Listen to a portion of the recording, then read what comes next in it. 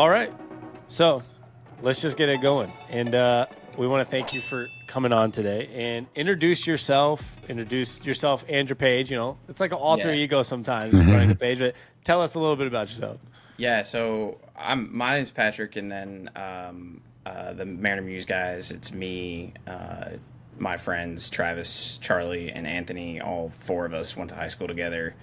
And about 2016, I would say, Travis and I had just got done with college and decided to start a newsletter. I had been doing random sort of late, like, rise of sports blogging era Mariners blogs. I ran for like a summer. It was one of the weirder summers in my life. I interned for the Everett Aqua Sox and ran Soto Mojo at the same time. You're listening to the Sports on Tap Seattle podcast. I'm Sammy, and with me, as always, is my older brother, George. Your favorite place to be a fan of Seattle sports. Now let's get this party started. Tito, are you ready? Are you ready? You ready? That's pretty cool. Which was super chaotic because I just never had time to do anything because I was at the like interning with the Everett Aqua Sox, but it was just, I was a sophomore in college, or about to be a junior, so I was just kind of like bouncing back and forth. That was like 12 years ago, maybe. And Charlie's run Soto Mojo before as well. He and Anthony both contributed at Soto Mojo, so we kind of have this sort of old Mariners internet background. Maybe not as much as some of the old folks, but about 2016, Travis wanted to do something Mariners related.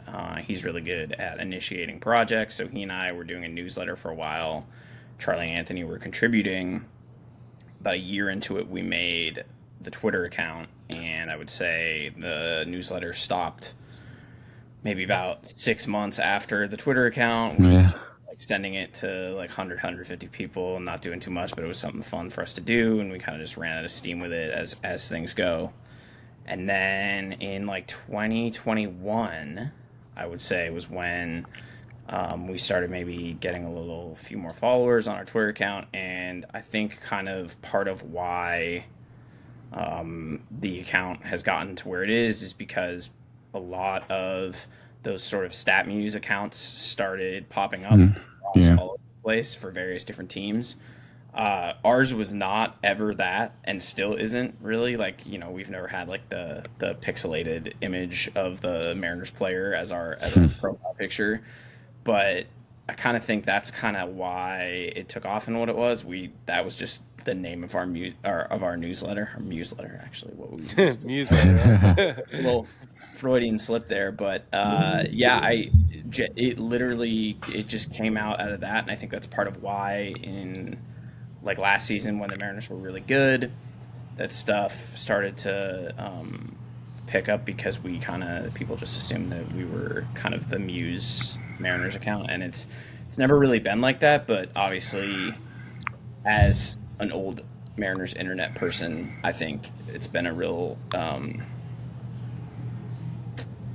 delight to have an account like that and be able to talk to Mariners fans everywhere. And we just kind of enjoy the general back and forth and knowing a lot of people in the Mariners internet. But I think it definitely got a lot harder this year. I would say it was like just very. It was a battlefield in Mariners internet this year. So happy that it kind of has gotten to where it's gotten, and we're just kind of we love our place in the Mariners internet and feel good about it. No, that's pretty cool. And why would you say it's been a battlefield this year, like in general? Like, what would you say made it different? Is just because expectations versus what happened?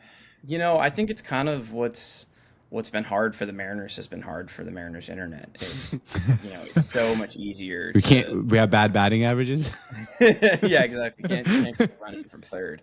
No, I think it's so much easier to be a fan of the team that's rising. And it's so much, and when you're doing a lot of good things in the background to go from a place where your team is not very good to a place where your team is getting better, I think it's a lot easier and simpler to both be a manager of a team as well as a fan of a team. But when you get to the point where they got at the end of 2022 and it doesn't improve, it doesn't keep inclining, that's not the ascending, the it gets harder. And I think that a lot of what plagued Mariners Twitter over the offseason was an assumption that it was going to get better regardless because of the decisions that were being made, versus a skepticism about bad decisions. No, I don't know. I don't know if I want to say bad decisions necessarily, but a skepticism over whether the decisions would continue to help the team ascend. And where we arrived was sort of those factions kind of going at each other pretty regularly. A lot of kind of hostility across those groups, and I think where you ended up is kind of where we deserved to end up as a collective at the end of the year, which was just frustratingly coming up short because of that stuff that we had been bickering about all season. Right. It kind of reared its ugly head. Like everyone's like, the issues that people had in the offseason ended up being the actual issues that probably put us where we were, where we missed the playoffs. And unfortunately. Yeah, I don't know if anyone was necessarily right like all the time or whatever, but the discussions that everyone were having ended up being the important discussions because, man, if they're just like a little bit better to start the season, they would have had a cushion going into those last few games. Right. And I always say, like, in just the organization itself, I feel like, and I say it in jest, right? Like, they need to be a big boy organization at some point, and it's hard when your owner might be the least cash rich owner in baseball. So, like, which one is it? It's really hard to, like, you can't blame the guy, right? If you run a business and you are the poorest restaurant in your neighborhood, you're probably going to have a little less money to spend on your restaurant. But as fans of a team, we don't want to hear that. Yeah, I think, what the kind of general comment about their trajectory that I was saying earlier is what, like, the Mariners, it's such a good spot for the Mariners organization to be, okay, we're going to tear down this expensive team and be a team on the rise. And once you exhaust all of that, you actually have to, like, take the next step. And that's what they're running up against, is that they're not really an organization that's naturally equipped to becoming that sort of juggernaut. And obviously that's led to all the problems that have been discussed over the past month. So. Yeah, I think that it's interesting because it felt like they were trying to become that team last year. I think the Luis Castillo trade was I want to word it correctly, but it was a really good step forward, right? Compared to the offseason. The mid-year last year, I said, wow, the trade for Luis Castillo means this team's like one of the first, usually the Mariners, I mean, especially the last 20 years, have been either sellers or just not involved. That trade never happened.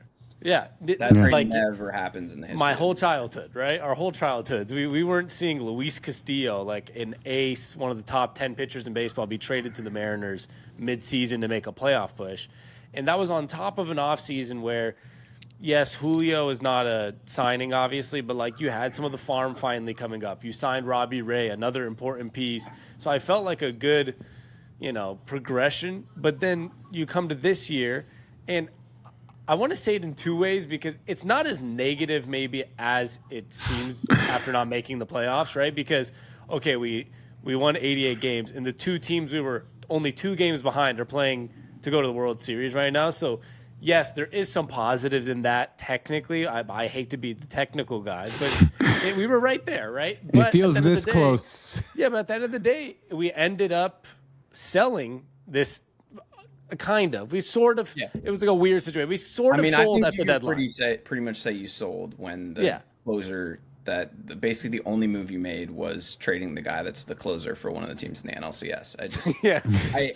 I know obviously like Rojas came in, and Rojas isn't like a young guy, and he came in and he stabilized the position.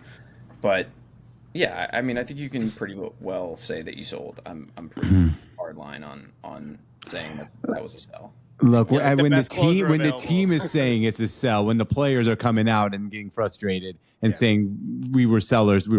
Like however way we want to spin it, we were sellers at the deadline. If we got enough, Essentially. if we had a good enough offer for To, we would probably traded To too. Sadly, yes. Look, but that's how the team is. But now that's where, you said this year was tough because of those different things. And I guess, how do you see it, right? Do you see it like, because I mentioned that on purpose, the fact that I hate to be like we were only 2 games away guy, but we technically were 2 games away from the 2 teams that are playing for the World Series, which is, there's some pros to that, but the con is everything we just mentioned, right? That we didn't buy it this offseason and all these different things. Where do you see it? Because there has to be still some, I would say, compared to the last 20 years, there's still some sense of optimism having people like Castillo and Kirby and Gilbert and Julio, and if Kelnick can figure it out and all these different pieces, it's definitely better from the past 18 years before these last 2. Oh yeah, I mean, I'd say pretty definitively this is the most talented the Mariners have been in their history, with the exception of 1995 through 2001. Like pretty unequivocally. So, and the organization has done a great job supplying that talent.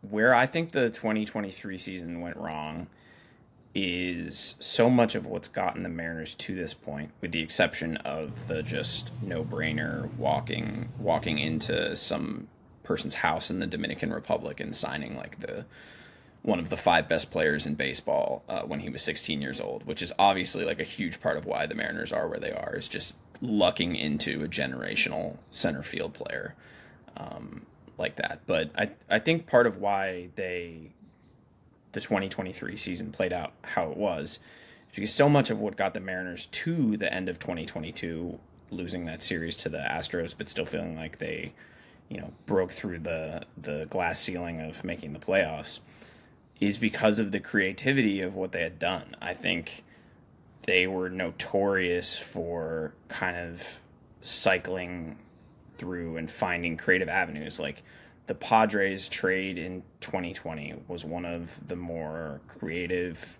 and just slam dunk awesome things that they could have done. They were in the second year of a rebuild. The pandemic was going on. It was crazy. And they got a first baseman, a backup catcher, a back-end reliever, and the guy who was supposed to be the slam dunk, Taylor Trammell, who was supposed to be like a pretty everyday, if not 4th outfielder, corner outfielder. And they made that move for a guy who was just a historic overperformer. And trades like that were kind of, and obviously that's not a trade that aged great in 2023 as much as it would have in like 2021 or 2022. But moves like that, finding that in the chaos of 2020 is why the Mariners got to where they are. And for me, essentially being locked into 2 trades from the jump of the offseason, like second day of the offseason or whenever it was like really early on in the period, they made that deal for Teo, and they had that in the holster. There's just no way that was like, all right, this is the move we're going to make. And then the other one was, okay, we have to get rid of Jesse Winker. Let's do it in a way that it fills the other hole with a guy that we've liked for years and not really like think twice about it. Okay, bring him in. And then that was it. Like they made a couple of other, and this is what they're so good at, is sort of the machinations for these relievers that they sort of discover. And I love that. I mean, I think it's so much more preferable to, and people forget this, like the Dipoto only spent money on shitty veteran relievers. Sorry, can I swear? You can swear as much as you want, yeah. Okay, good. Dipoto only spent, like, all he did in free agency his first 3 years was spend on shitty veteran relievers, like Juan Nicasio, Mark Rachinsky, like these Alex Colomé, who was actually fine, but like these guys that were just kind of like very meh veteran arms were the only like free agent contracts they were giving out. And the to go from that to in a way that makes it better for the rest of your roster to have the money to allocate to other parts of your roster and be able to discover these guys that do one or two things well and you can mold them into great relievers. That's what the organization's the best at. But basically that was all that they were planning to do after they made the 2 trades. They were like, okay, plug Teo into one hole, plug Colton Wong into the other hole, we're good.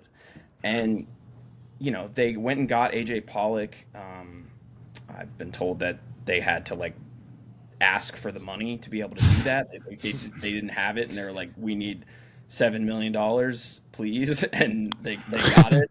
And I'm convinced that part of the reason why they ended up not reinvesting the money that they got for the Trevor Gott trade from the Mets is that they needed the money to backfill the fact that they'd signed Pollock and weren't good, so couldn't build their budget. They were just like, these are the 2 moves we need to make, and we're done. And it was just so, and the trade market, they said they misread the trade market or whatever, but it was just so not, it wasn't creative, and they're so notorious for finding trades that no one ever would think of, and that's how they got to this point. So it's just really, like, they made the Robinson Cano trade for Jared Kelenic. Now, obviously, that's like maybe a 1 in a million thing where Cano's agent is the GM of the Mets, but they're so good at Dipoto's front office is so good at coming up with creative solutions, and so much of 2023, starting with the November, December 2022, was just not creative in the slightest. It was the most just like, here's the 2 things we need to do, and kind of resting on our laurels. And to a certain extent, I think they'll be forced to be more creative going forward, because that's the strength and that's how they were able to build back. Obviously, they do a great job of drafting incredible young players, but it's just it was just a huge nothing like, and not to keep sort of hitting this point, but they didn't use a player outside of the organization until August 1st.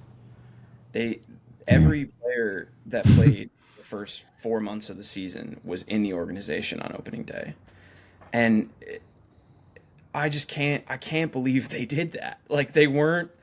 And I was like, wow, damn. Yeah, they weren't good enough in the first half of the season to do that, and they're so inventive and creative. Like they found Carlos Santana in like late June last year, and their lack of urgency, I guess, was so shocking, and their lack of creativity was just. I just think they got away from what got them to the dance in the first place in 2023, and so I'm hoping, they have a lot of good stuff going forward, but I'm hoping that they really sort of get the nose to the grindstone with some interesting stuff going forward. Do you think Dipoto's hands were tied? Is that maybe why? Like you said, like with the Pollock deal and like all that. Like, is that because why? You wonder, you sit there, there's this team has a good opportunity. The fan base is itching. The All-Star game is coming here. Like, this was a time to really, really capitalize on like success. And I think it would have made them more money down the line anyway. I know they're frugal, but it would have made them more money to really capitalize on this. I'm going to add one thing before you answer that, because I also want to add to what George just asked, because and you mentioned it, which was it maybe like that by mid-year even, that they weren't making big trades? Like we'll start with that off-season thought, knowing what this year is going to be, but then also by mid-season, is it mostly because of where we were at? Like another year with a slow start also, because maybe, and I'm not defending Stanton at all, but as an owner, you might look at this Mariners team and say, last year they were really not that good in the beginning of the year, and it took a hot run. And again, for a second year in a row, they're not that good in the beginning. Actually bad, I would say. I mean, compared to what we're supposed to be. So as an owner, are you saying, maybe they're not, like, this is not that team, right? And I think Cal's comments at the trade deadline was, it's clear that maybe the organization doesn't believe in this group, and we have to prove them wrong. Yeah. So about the sort of the limitations, I would say that it's very clear that the way that Dipoto chooses to, and the front office chooses to operate, is the most optimal way you can operate within the restrictions is what they're going for. So I think that they would do a lot of what they do even without the restrictions, but the way that they operate is specifically, we want to try to have the most success we can within the limitations that they're operating. And I think that was a lot of the off season. I think that they may have been a bit blindsided by the payroll restrictions they had this off season, Right. because I do think there was sort of an expectation, and I don't know why, but I do think there was sort of an expectation that they would be able to have more to play with in the off season after 2022. To your point, Sammy, I think the way that they get more is by showing that they are close, and getting more will put them over the top. That's how they were able to do the Castillo trade and extension in 2022, which is not something that they've basically ever been able to do. The Julio Rodriguez extension, I think, is a reflection of it being very obvious that this guy is the signature player, and that the path to success with him there for his entire career is much easier, and an investment in him similar to why I think that John Stanton would be willing to pay for Ohtani if he decided he wanted to come to Seattle. Because the business case of, you're almost always going to be good, he's going to sell an enormous amount of merch and tickets and everything else. And your restaurant and bar across the street will be packed. Yeah, exactly. Hatback will be popping. Yeah. But I do think like that's part of why they did the Julio extension, and part of why they were able to do the Castillo trade and extension is it was very obvious that they were successful in 2022 at the time of that trade. And so they were able to say, hey, we want to go get this guy, and we want to be able to like put something together for him long term, because he's the kind of player that raises our floor. And so I think that that's how they get the money, is by being competitive. But the problem is, if you limit them in the off season and they roll out Tommy La Stella and AJ Pollock on the opening day roster because they only have $9 million to spend in free agency after they fill the holes, that's where that team's not gonna even be able to perform, even with historical pitching performance that they got in the first like 6 weeks to 2 months. And then you're not going to be able to get the money to improve the team when you come around. So it's just like, it's kind of a vicious cycle, and they need to be able to get to 200 million if they want to.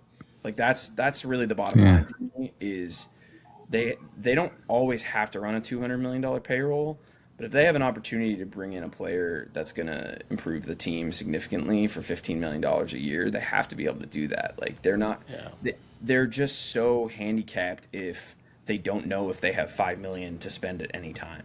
Like it's so difficult to bring in a free agent.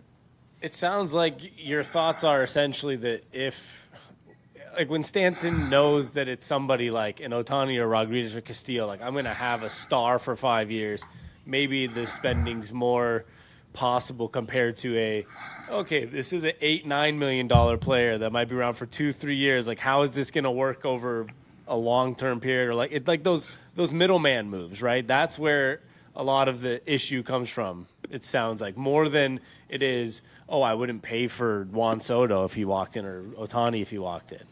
Yeah, I think it's just difficult to make impactful moves if you don't know that you have the money to do so, because a lot of these other owners have the money to do so, and the GMs, and these players will just go where the money is. And, Right. And it's a challenge to get guys to come to Seattle too. That's the other thing, is especially offense. It's if you're on a 1 year deal and you're trying to get a long-term deal out of a 1 year deal, your agent. It's not the place to be. Like Will Myers is a Oscar bad Hernandez. example. Yeah, exactly. Yeah. Will Myers is a bad. Well, like if he was a free agent, there's no way he would have come here for the year before him. But like he just got sent here, and you saw what it did. He hit like 227 at home, right? 50 points worse. Yeah, it was terrible. Yeah. So it was like 270 versus like 210. yeah, exactly. And like guy like Will Myers, who the Mariners or Mariners fans were interested in as like a AJ Pollock type bench bat. Now he was terrible this year, but what he did was he signed in Cincinnati, which is like the tiniest ballpark in the league, and he signed a contract that paid him $7 million if he was on Cincinnati for the whole year, and $9 million if he got traded. And it's like that's the most like blatant, like that's what these veterans who are trying to get one more big contract are going to do. They're going to sign with a team that they know they're going to be able to hit in the ballpark, and they are going to try to cash in on the back end. And those kind of players aren't good for the Mariners because they don't know if the money's going to be there, and they're not going to be able to cash in on the back end unless they have like a really outlier season. So you either have to like overpay when you don't have the money. So they're backed into a corner with the financial restrictions. It's a bummer. It is. That's why I was like, I mean, I joke about it sometimes. I'm like, then don't own a baseball team. Go put your money, go invest your money in something else. Like just leave our baseball team alone, but it's too late now, really. So yeah, it's frustrating because like I know that, it's a business. They have to make money. It's such a rare business that people care about the success of it. Right. From a non-financial standpoint, like like a non-worker or owner of the business cares a lot about what you're doing. Yeah, maybe more good, right? To a certain extent. So you have to run it. You have to run it with the fact that it's a public good in mind, and it's frustrating. Seattle has so much money in it. There's no real reason to run the Seattle Mariners like a small business when Seattle has like 5 of the biggest corporations in the entire world that are headquartered here. And like 2 out of the top like 5 or 6 richest people in the world are in Yeah. Bellevue sitting there. It's crazy that it's run the way it is. But and I think so with that operating in mind, like I think that there's a lot of people that get frustrated that people sort of put that on Dipoto to a certain extent. And I think that's where a lot of the division in the fan base comes, or at least the online fan base comes down, is people just kind of people criticizing the front office for not having as much money. right. And They were essentially, if Dipoto was given the money to say you can go sign Soto, you can go do what the Padres did this year, Dipoto probably would have said, "Sure, we'll take Machado, Tatis, and Soto, no problem." Yeah, and I think the biggest problem with that is the way he personally projects that is so like fishy and not genuine. Like the way that he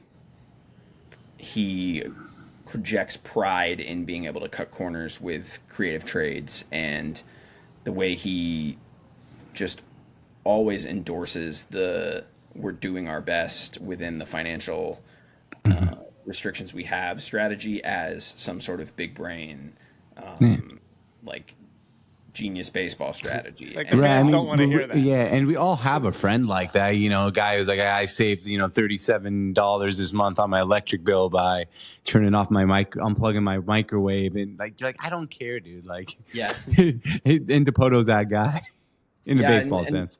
Fans don't want to hear that, and I think that that's kind of like the ongoing like long-term tension with Dipoto is that the way he talks about the baseball team and the moves that they make, as the way he has to necessarily endorse what he's doing, and the way he decides to sort of parrot it as cutting edge stuff has always been a tension. And then obviously last month, is it last month by now? No, I guess it was a couple weeks ago. That press conference happens, and I've never seen anything like that, because I think that it represented what a lot of what people have been saying about Dipoto. I don't know specifically if that's been my biggest issue with him, but I think that's been a lot of people's biggest issue with him. And the way it boiled over was just so crazy. Yeah, And that was going to be like my follow up yeah, because that was like one of the first times I've ever seen GM's like whole press conference get clipped up, not just for the Mariners, but you don't see that from any other team in any sport. I never hear John Schneider from the Seahawks' clip ups of his post press conference. This was the first time for like an organization I saw that everybody, including other, you have like John Boy talking about it, and ESPN MLB is posting. Like everyone's like, what's this guy saying about like you making the fans feel stupid, saying 54%? yeah, and gosh, the congressman tweeted about it today. Yeah. That was an all time low for us. That's crazy. It's just, I think that what happened was Mariners fans were probably more attentive to it than usual because they wanted answers about what happened and they wanted to hear sort of what was going to get better. And I think what he said landed so poorly and people were so angry about the very specific response. The way he chose to talk about it was so nearly the worst possible way to discuss it that it blew up. And you're right. I mean, these post-season press conferences don't get aggregated. They don't really get talked about. The media will tweet what they said, but that's because they usually just say very boilerplate things. And he really, to a certain extent, he lost his head in what he was saying. Like I don't know if he has tension with Aaron Levine, who's a great, like, legendary Seattle sports journalist here in town. Has been in town for 15, 20 years, and asked him that question. And I don't know if he's got beef with some folks in the media and just got frustrated with what the kinds of questions he was getting asked. But, I mean, you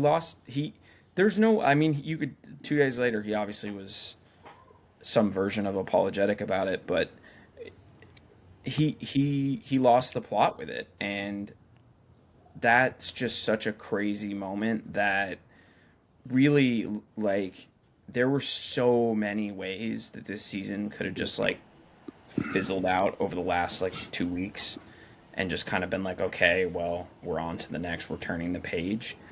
And it's crazy that somebody who manages the media so well stepped in it as much as he did and made this, like, there's so much more hyper awareness about how they've been operating the last year now as a result of that press conference. It's crazy. Yeah, like Cal Raleigh obviously saying we should have spent the off season was a big deal, and that was kind of a mini story, but they could have easily diffused it. And instead, that's going to be what gets talked about with the Mariners, like, nationally for the next 6 to 9 months. It's crazy. And there's so many ways they could have diffused it. And it's legitimately so crazy how they picked the worst possible avenue for it to go. And obviously unintentionally, but it's going to stick with them for so long as a result of how badly they manage that.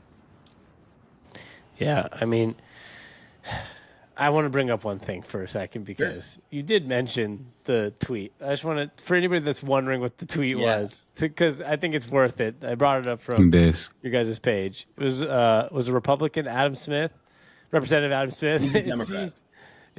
Representative Adam Smith. It seems Jim Jordan is taking advice from Kevin McCarthy on how to count votes. That's like taking advice from Jerry Dipoto and the Seattle Mariners on how to win a World Series. Yeah, and it's not just like, that's not like a Mariners fan joke. He said Jerry Dipoto in the Seattle Mariners. That's like, that press conference has landed with that guy, and he thinks Dipoto is a hack.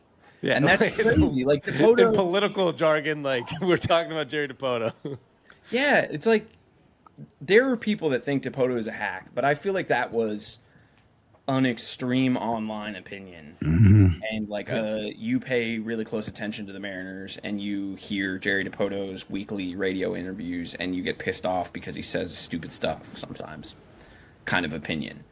And now, like, because of that clip, it's so stunning in how poor of a choice it was, because I don't think anyone, like, I have a little harsher character. I have a harsher way to say this, but I don't think anyone cared about how the Mariners were operating their team on a national level.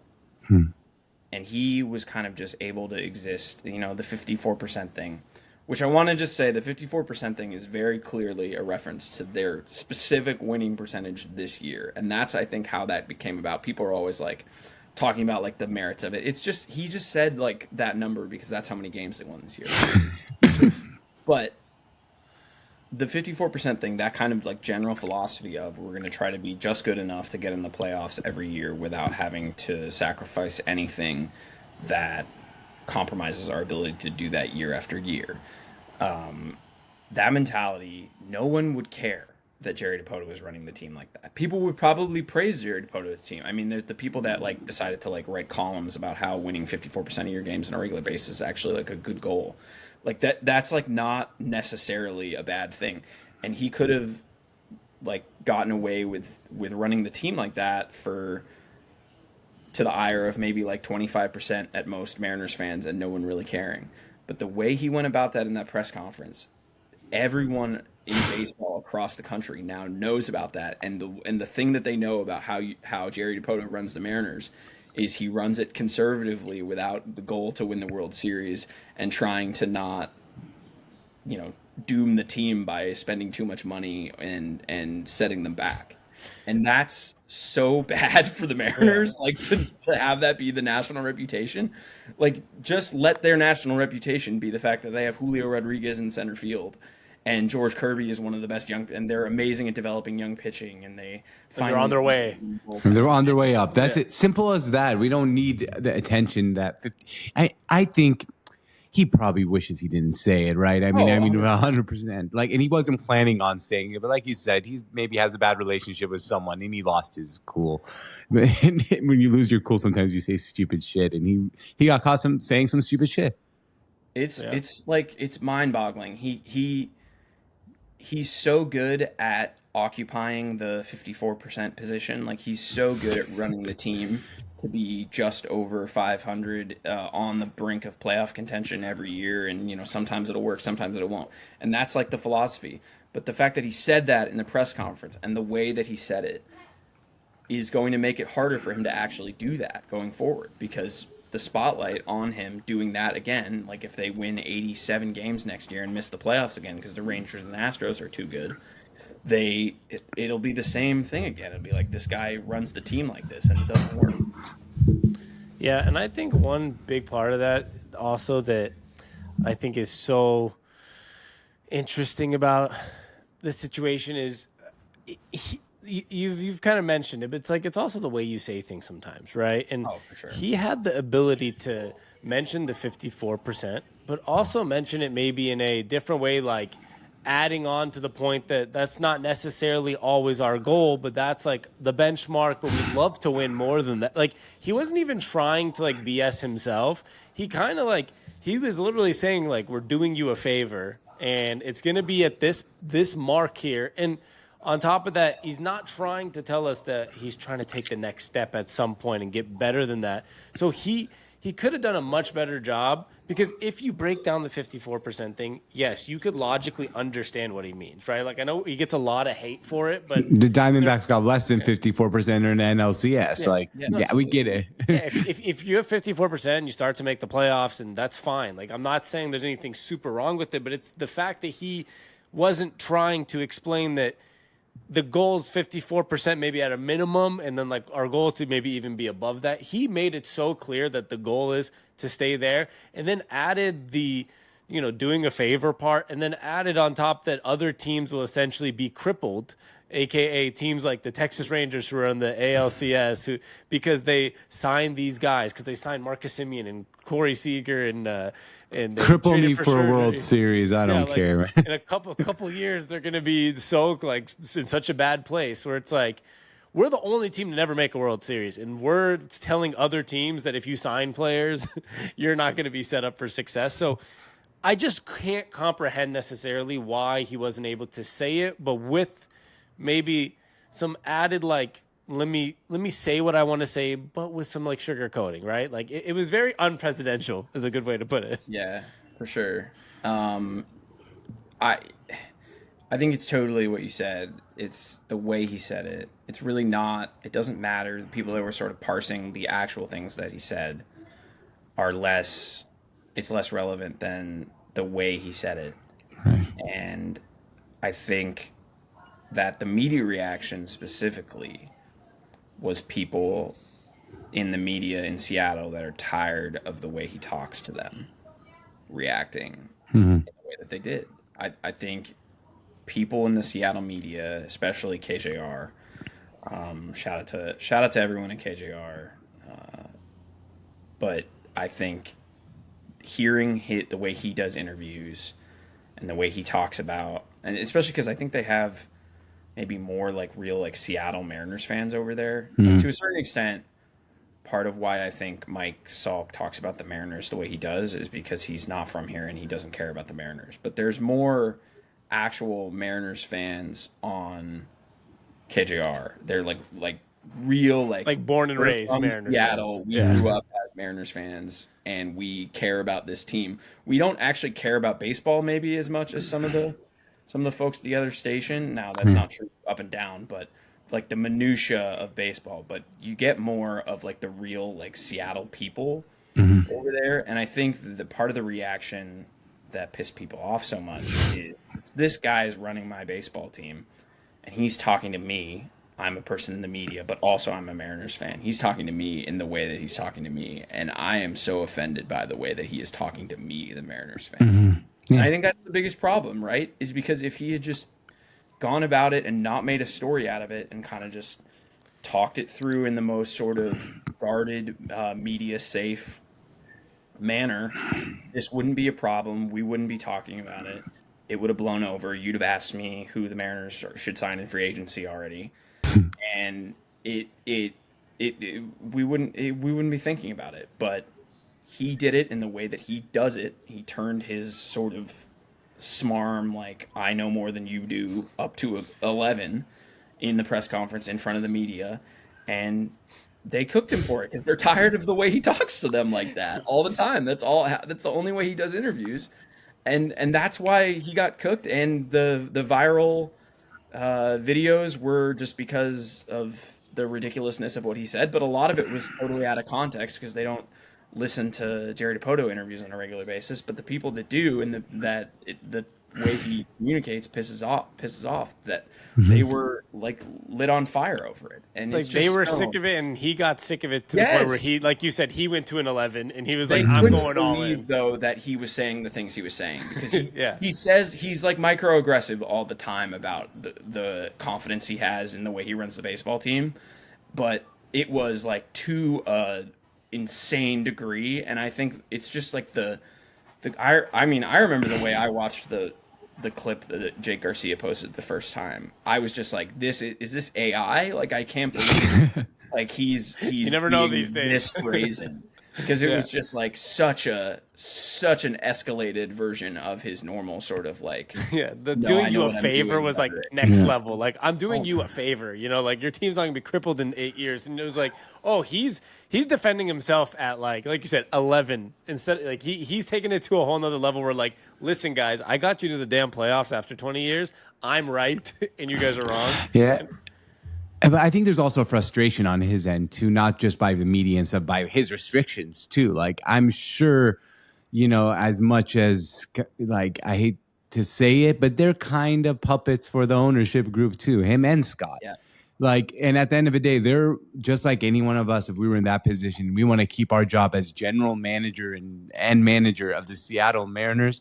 We might have to, sit on the sword for the ownership group. And I think that frustration goes to that as well. I don't think he's only frustrated at the media. I think he's frustrated by the handcuffs he has to wear too. Yeah, I've seen people say that like if the organization wasn't run financially the way it was, that he never would have had to say that in a press conference. Yeah, he would say we need to win 57% of our games. Yeah, and we need to make huge signings. Yeah, and I think it definitely, that's the the existing tension. But I also think part of why it's come to him more specifically over the last month, basically since he said that, is that people are fed up with the way he talks. And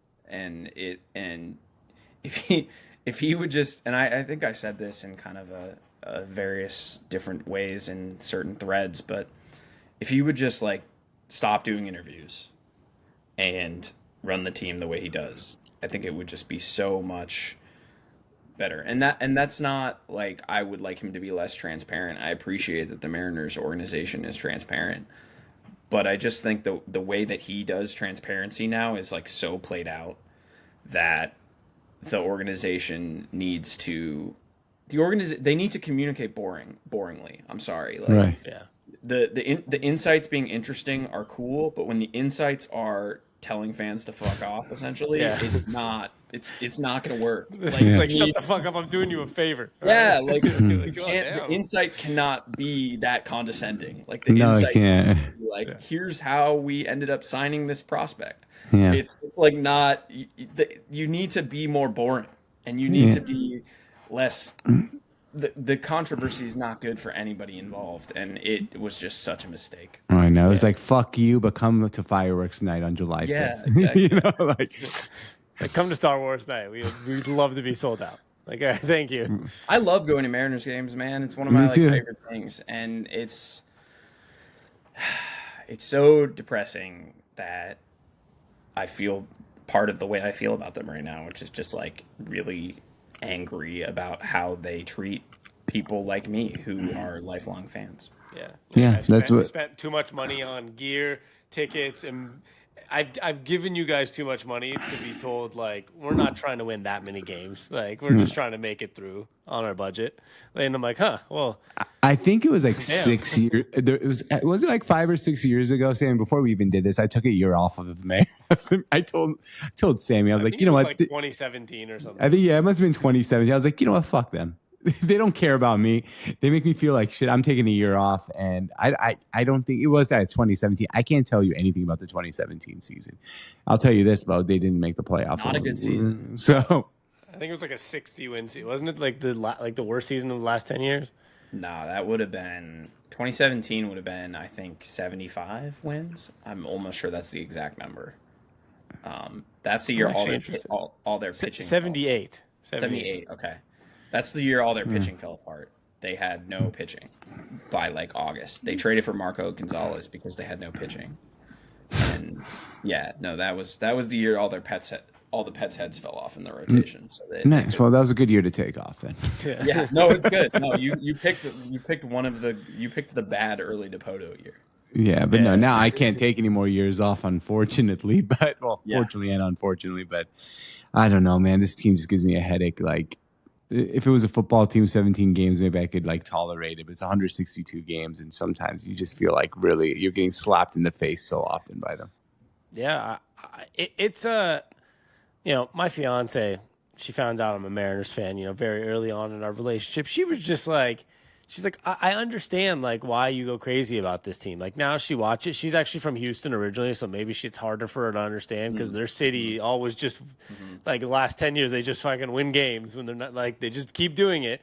But she watches almost every Mariners game now, right? She just loves them. But she's like, I understand. She's like, at the end of this year, it's like, everything feels just like weird about this team. There's always like things in the news about they said something weird, and then like the counter kick happened, and you just had every game. It's like, this team wins 10 games in a row, and then they suck for a month. And she actually started to say like, being a person that watches Mariners every day is actually a very difficult thing to do. And I was like, this is nothing. Like these are the good years right now. These are good times right now. Yeah.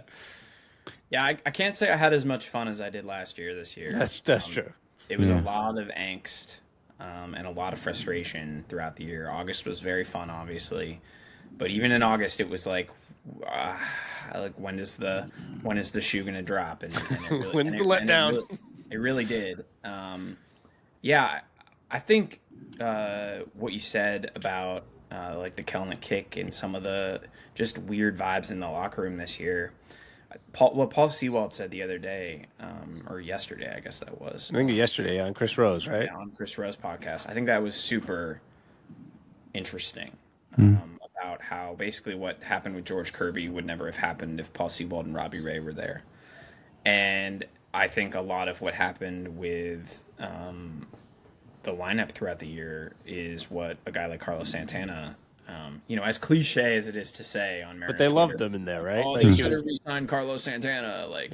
It's such a that's been beat to death because it's like, oh, he's got a 90 WRC plus, and it's just like, yeah, but like you need guys to corral. Like the guys are very young. You need guys that have been there. And Cal said that.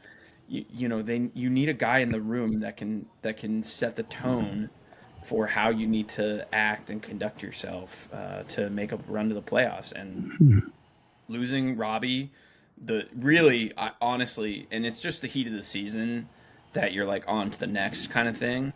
But losing Robbie in game 2 for the entire year was really brutal for them. I mean, not only because he would have been such a helpful guy to start games in August and September, but just because it sounds like everything you hear is he is the leader in the pitching room. Him and Seawald, obviously, but him specifically just is the guy that George would not have gotten to the microphone without him if he had been there. And it was great to see him at the end of the year come back, and I think he'll probably be with the team most of the year, except when he's out on whatever rehab assignment he goes out on before he comes back. So I think that'll be good.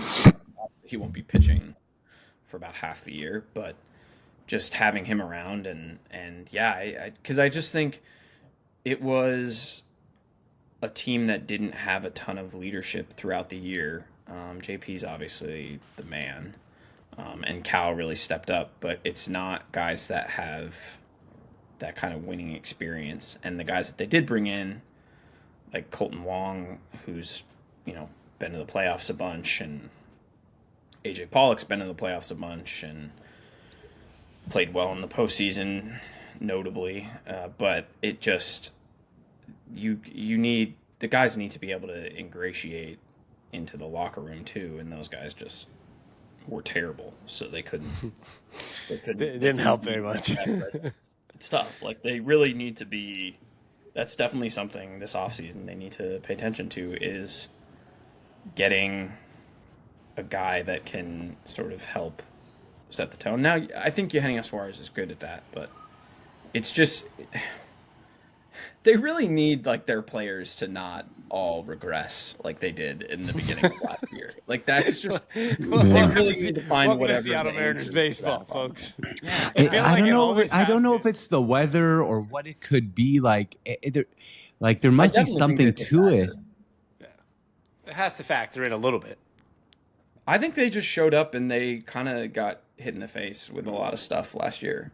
I just think they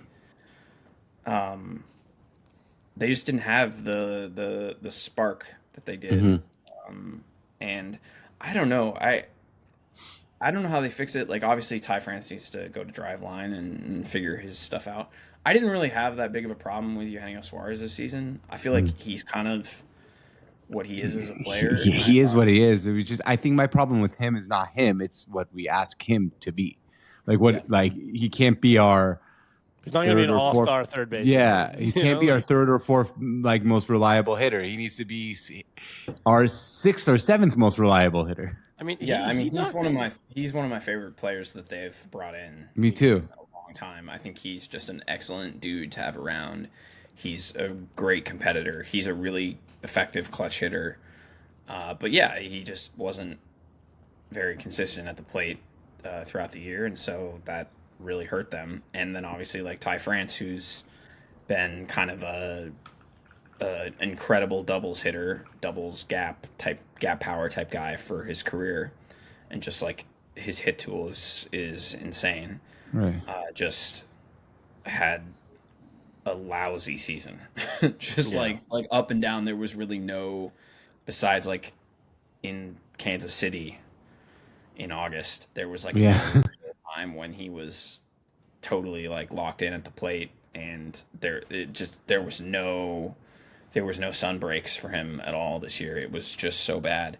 And so those guys being more league average will help. I guess they were both kind of league average, but those guys being maybe a little bit more above average than league average and below it a lot of points will help.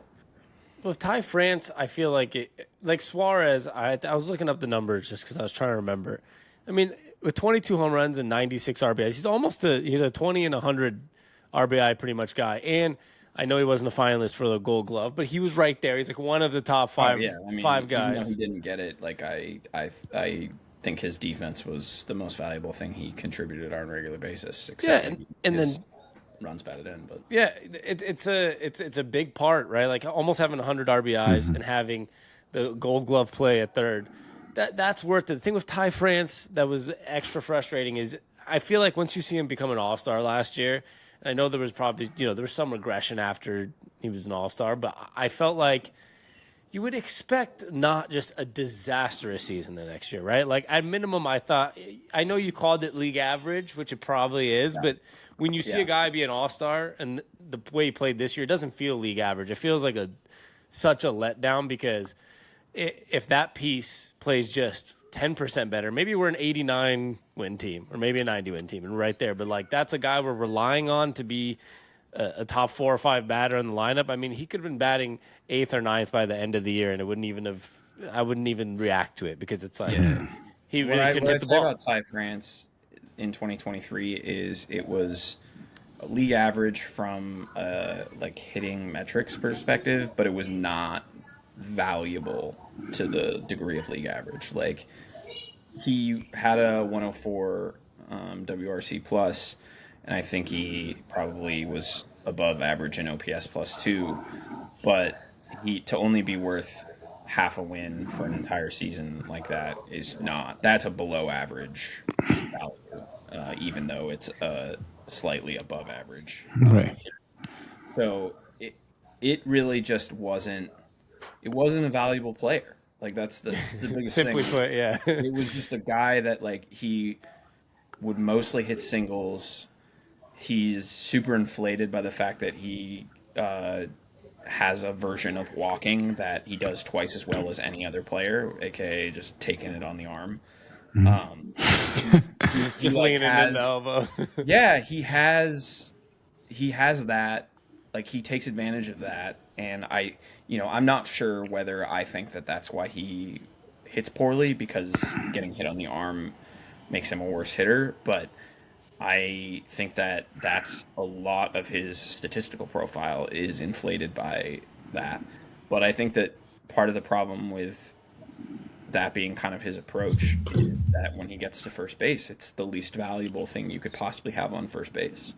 Right. And if he's not doing it with runners in scoring position, and he's just getting on base, and it takes 2 hits to score him, or a walk and a hit, or he's not someone that advances 2 bases with any sort of regularity, or an extra base, then it's just not a valuable contributor. He needs to be hitting the ball into the gap and over the fence. Right. He lost most, especially the over the fence, but it's crazy. I was at the Friday game that they crushed the Rangers, and he just hit a freaking missile right over my head. Yeah. And it was like, what the hell? Like, Where's this? Where's this been? all season? Like that thing was crushed, and it's brutal. I don't know what they need to do to get him that sort of like consistency where he doesn't lose it for long periods like he did this year. But yeah, I really think that that's their best path forward is him being significantly above average again, and Eugenio Suarez having some more consistent power because they're going to lose Teoscar Hernandez. I'm almost entirely positive, and they're going to have basically everyone else. The nice thing about the Paul Sewald trade, although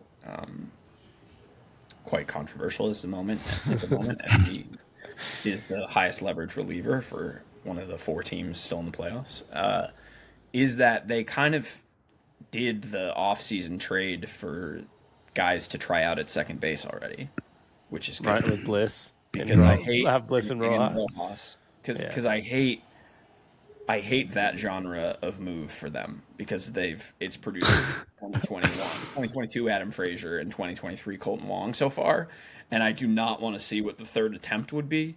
So I'm excited. At least Hey, they say third time's a charm, man. they do. Well, maybe it is in this case.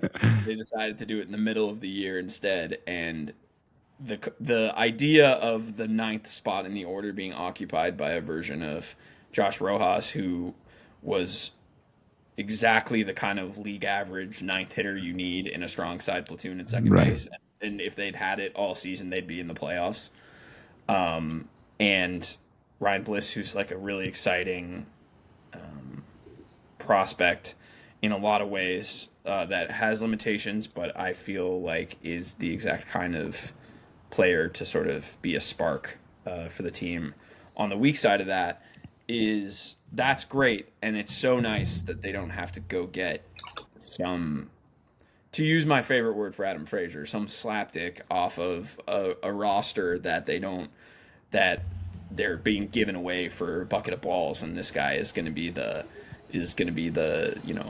top of the order hitter to start the year. And credit to JP Crawford as well for that, because JP Crawford becoming a legitimate leadoff hitter, which he was not in 2022, has made that role a lot less stress for the Mariners offense. Yeah. That platoon can be Josh Rojas, who shouldn't be hitting at the top of any lineup. Right. It's a much less intensive spot to fill. Like they've come to opening day with Adam Frazier and Colton Wong both hitting at the top of the lineup the last 2 years, and that's just like completely tanked in like a week, and they got moved down like both times. And so I'm glad they don't have to run that back again, but it seems very clear that they have to be in contention for Shohei Ohtani. If Juan Soto is truly available, they have to try to be at least competitive, although I think there's things to discuss there. But really the only thing that they necessarily have to really go after is someone to play that spot where Teoscar is vacating. Right. Whether that's Ohtani as a DH, and then whoever would be sort of the 4th outfielder moves up, or they go and get somebody else. There's a lot of ways to approach it, but I do think at the end of the day, if they can improve some of the guys on the roster that were weaknesses in 2022, like Ty France going to Driveline being probably the easiest example, that the bare bones are still there for them, and they don't have to get crazy to sort of fix a lot of the issues. Right. And if you can get a Jared Kelenic who looked like he did maybe early in the season, in some version of it. I'm not saying like that spring training. We went to like a few spring training games. Mm-hmm. Like every time we're at a game, the guy was just hitting the ball like 50 feet out of the park. Like every time he's at bat, I was like, he's about to be an MVP this year. He was unbelievable. And then early in the season, you start seeing those games like in Chicago where he hit it over the batter's eye, and it was like, holy shit, here he is. He's arrived. And then it was just back to kind of like, he's like a 240, 250 type of guy. It's confidence with him. I think that's all it is. I mean, we've seen the tools. Or emotion. Emotion, confidence, head. It's here, whatever it might be.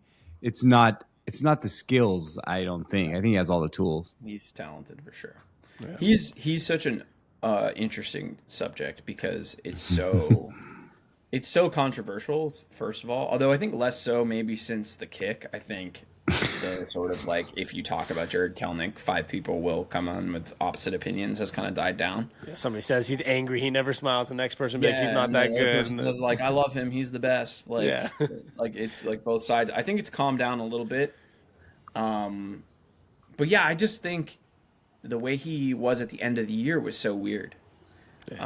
Because at the beginning of the year, like you said, he was this sort of powerful, dynamic hitter.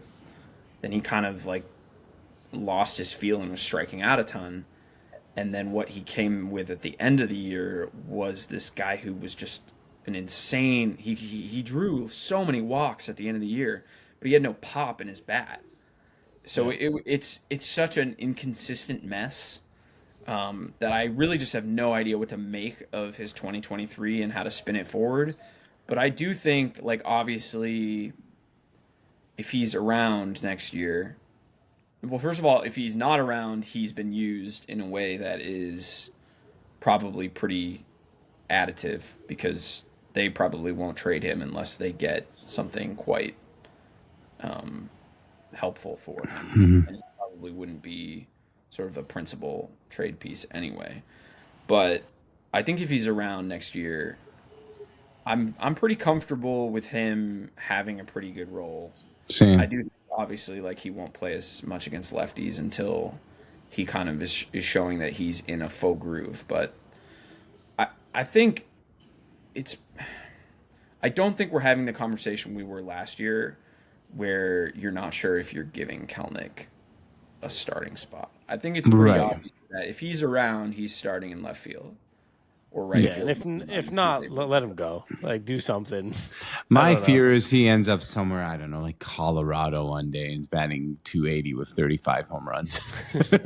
Yeah, and honestly, like, if so, good for him because the organization fucked it up. Like, I don't know. Like the way that they've, it's part of it's his fault, obviously, but the way that they have dealt with each other for 4 years now has just been horrible. Yeah. No, that's true. The Kevin Mather stuff. I mean, it's everything up to that point and like very clearly trying to sort of like lowball him when he was still a prospect to get him a team-friendly extension, and then him coming out and saying that and getting fired for it, and then sort of just the whole like up and down where it hasn't, I'm not saying it's entirely the fault of the organization, but whatever they've had hasn't worked. So, I wouldn't blame him if he was a change of scenery guy who just blossomed elsewhere. I mean, we see that all the time with the Mariners, unfortunately. But yeah, I think unfortunately,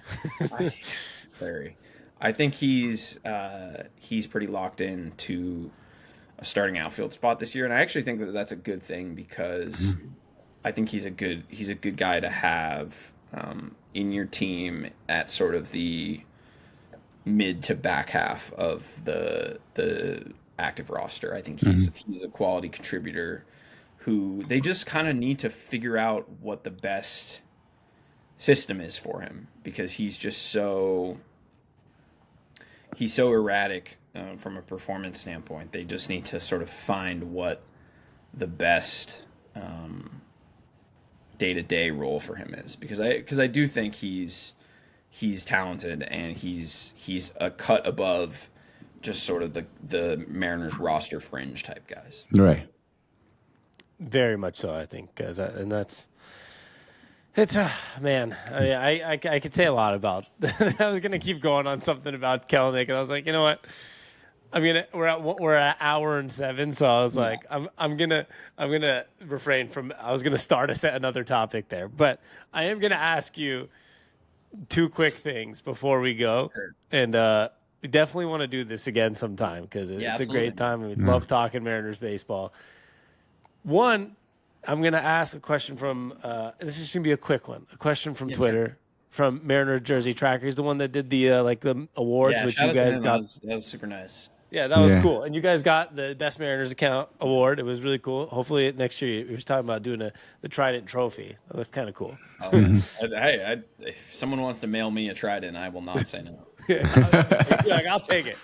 He asked, I'm going to ask you these quickly, is favorite Mariners jersey of all time? Oh, gosh. Like one that I've had or just in general? I just think in general. Oh, so like what's the nicest? Oh, wow, that's a different question. I was thinking like what's my favorite stupid Mariners thing I've had? Oh, man. I think the ones I love to run in the show are like the super teal forward like 80s and 90s jerseys with the Trident M. I think those are awesome. I love those. That's kind of my color scheme. I like, the version of this that isn't like the super shitty like super made for Jersey Sales City Connect version, like the real like the OG one. yeah, like the OG like teal and gold Yeah. yellow with the pitchforks and all that. Like I love that. So I'm big on those. Um, Current jersey, I like the Northwest Green, as they're officially supposed to call it, better than most. I was Sunday, gonna say teal as teal, but Northwest Green That's teal. good. yeah, Whatever they you call know, it. Whatever they call it. figured I would give it the official name, but yeah, I think those jerseys are my favorite ones. I want to answer the question the way I originally thought, though. My when we were like, I was in college. I think my brother was in high school. My mom would always buy us like jerseys randomly instead of jerseys, and she got me a Taiwan Walker one and him a Cattell Marte one in 2015, I Oh, think. damn. And then they made that trade 3 months later to send both of them at the same time to Arizona, which is sick. So Yeah, that's cool. Bad things happen to guys who I have jerseys of. I have Ty France and Kyle Lewis currently in my rotation, and that's just not good. A lot of Bad them in things Arizona. You got Taiwan, Cattell, and Kyle Lewis this year was technically in Arizona. Taiwan might pitch tonight. Is it tonight, that game? Yeah, Taiwan the game's tonight. It is. Oh, is he pitching for the Phillies tonight? Yeah, Or he's on the Phillies He hasn't now. pitched all playoffs, but they haven't needed a game 4, like a real game 4 start. wow. So he's going potentially. So I got Cattell Marte. There's a Cattell Marte walk off yesterday, and the Seawald pitching, and I know it's always ex-Mariners all over the place. Tell's a dog, man. I'm so I love happy for him. him. Like I had a tweet about how he got a raw deal in Seattle, and I mean, I guess I could see the disagreement, but getting a debut on a team of like crazy Latin veterans like he did, like with just like that team was just like absolutely stacked with like experienced Latin dudes, and he came up as like a 21-year-old and just flamed out like he did. Where especially in his age 22 season, where he was playing a ton of shortstop and was so good at it, and it just was such a mental thing for him, and for them to just like punt him and really like him to take like as long as he did in Arizona to break out at like 3 years after, and then really has had an awesome career and made a ton of money. And like credit to him for that. He had to sort of reinvent himself and find himself, and I can't imagine what that would be like to come up on that Mariners team and just get given up on. So I appreciate his success a lot, and he's my age, which I appreciate as well. I love it. I was happy Me to see too. it yesterday. I do have this one. I have two more quick questions, but like they're quick. Favorite non-Mariners jersey? Like what? Not that you own, but like your favorite. Who's the best jerseys in baseball outside the Mariners for you? See, so I'm I like the baby. The baby blue kind of is my favorite pattern. Was it gonna be that Blue Jays baby blue? No, The Phillies baby blue. Yes, thank you. Yeah? No, not Okay, cool. never Blue Jays. No, I know. I was gonna say, No, that's no. why I was like, whoa. No, I like the blue Phillies jersey a lot. Yeah, Wore those that, are so nice. With the red one P, of- right? Yeah. that one. Yeah. The one That's in sick. they wore in Game 3, I think, where they just hammered the Braves, and they were wearing those, and that was awesome. Yeah, Also, those an are underrated beautiful. thing to do. I'm not a fan of how I feel like not a lot of teams wear their alternatives in the playoffs. Like I was. Yeah, really no, I was thinking- super surprised. Yeah, like I thought the Just 'cause the Diamondbacks Braves were should have blue. worn the teal, the old school with the like they wore them a couple times this year. Okay. Purple. That might be Yeah. my favorite jersey of all time. Yeah, So I was an Arizona those are some fan. of the best ever.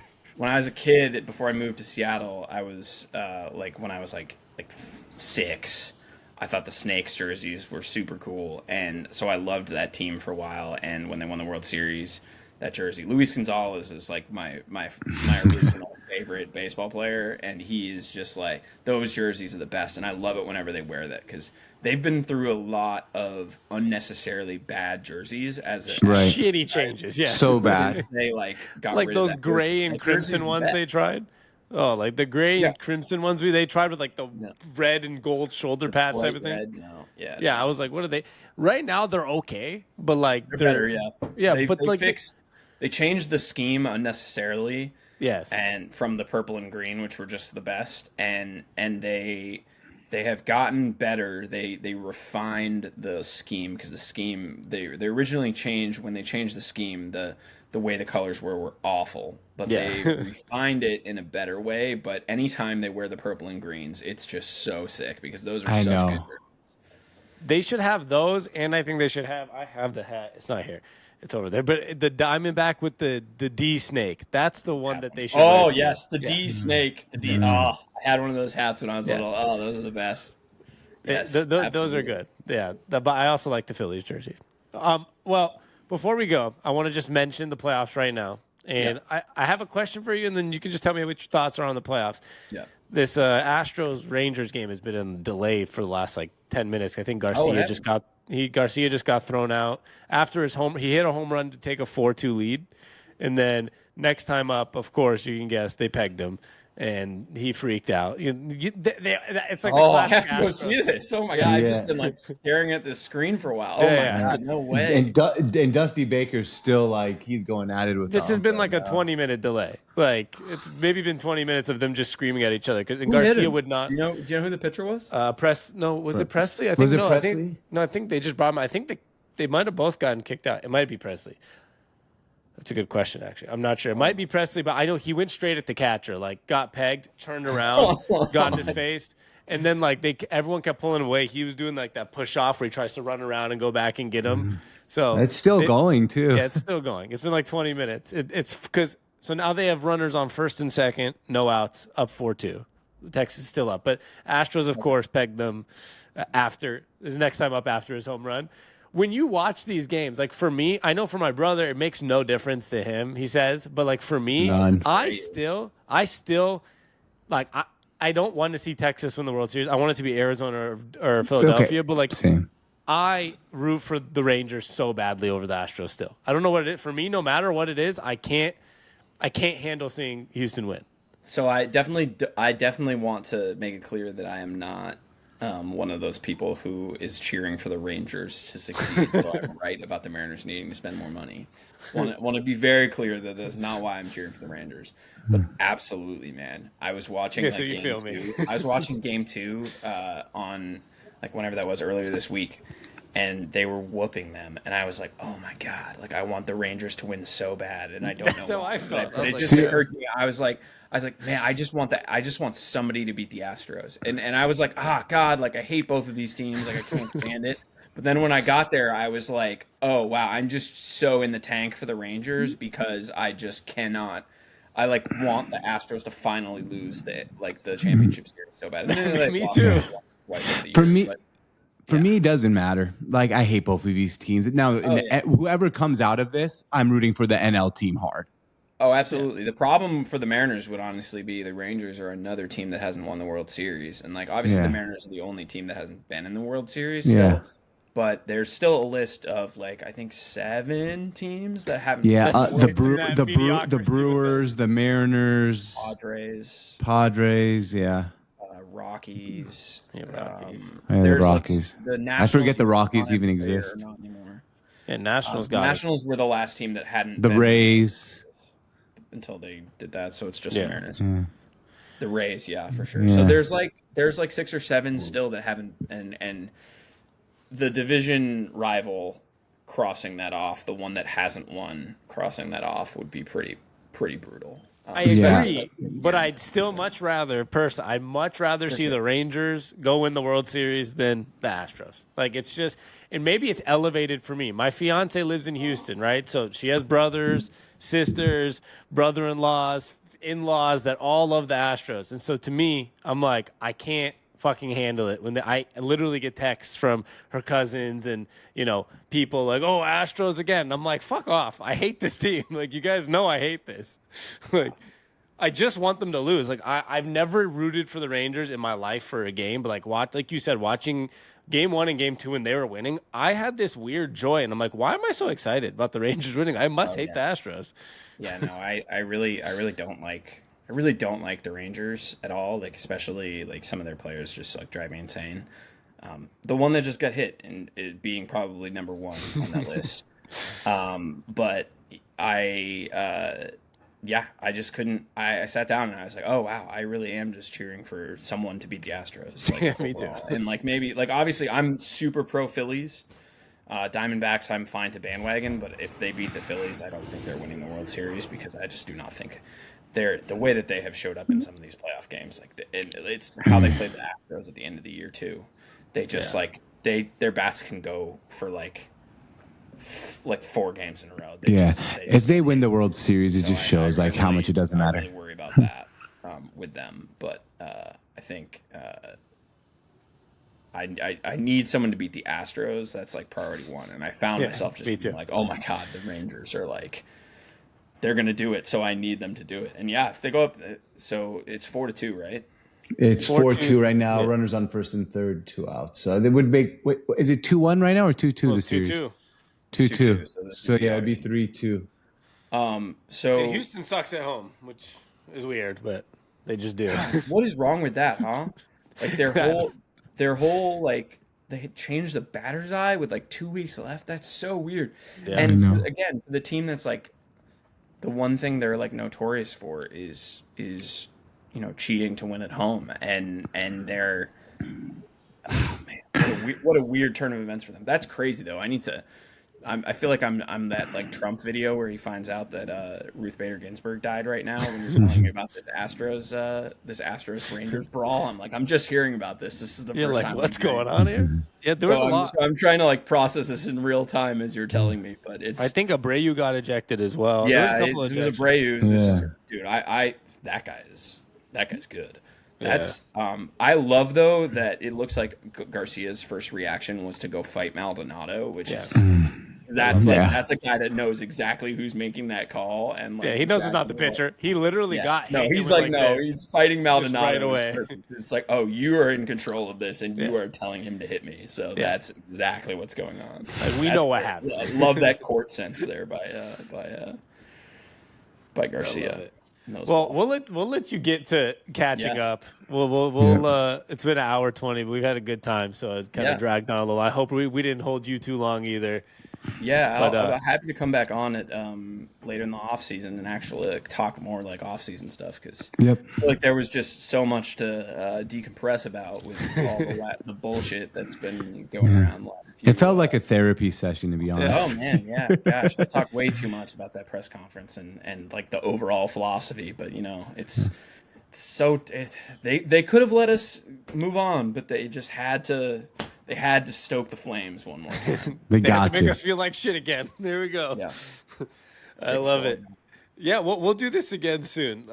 Especially, I'm excited. Once we get some more off-season stuff, we'll do it, and hopefully maybe we can plan something as the season goes on too, and start chatting more because it's a good time. It's always fun. Yeah, appreciate it, guys. Thank you. So do we, man. We appreciate it.